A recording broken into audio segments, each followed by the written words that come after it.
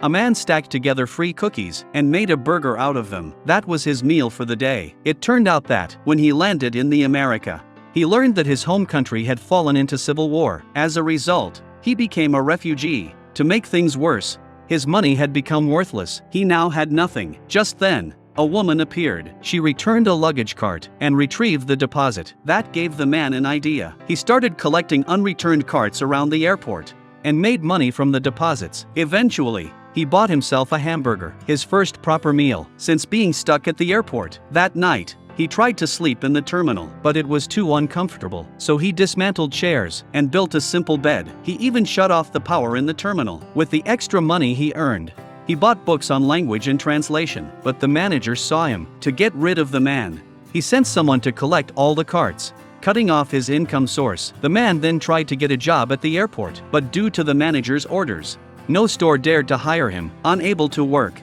he wandered the airport aimlessly until he spotted an unfinished wall. On impulse, he picked up tools and started painting. By morning, when the construction crew arrived, they were shocked. Their 2-week job had been done overnight and beautifully. The foreman hired the man on the spot. He finally had a proper job, but trouble wasn't over. One day, a tourist was frantically shouting in the terminal. No one understood him, but the manager recognized the accent, similar to the man's. He asked the man to help interpret. Through broken communication, the man learned the tourist was trying to bring life-saving medicine for his father, but the rules required a permit. With time running out, the man dropped to his knees, begging, but rules were rules. The manager refused. Looking at the desperate tourist, the man suddenly had an idea. He claimed the medicine was for animals. The plan worked, but the manager knew he had bent the rules. Furious, he slammed the man onto a copy machine. Unfortunately for him, an executive saw everything. The manager was fired. The janitor began sharing the man's story.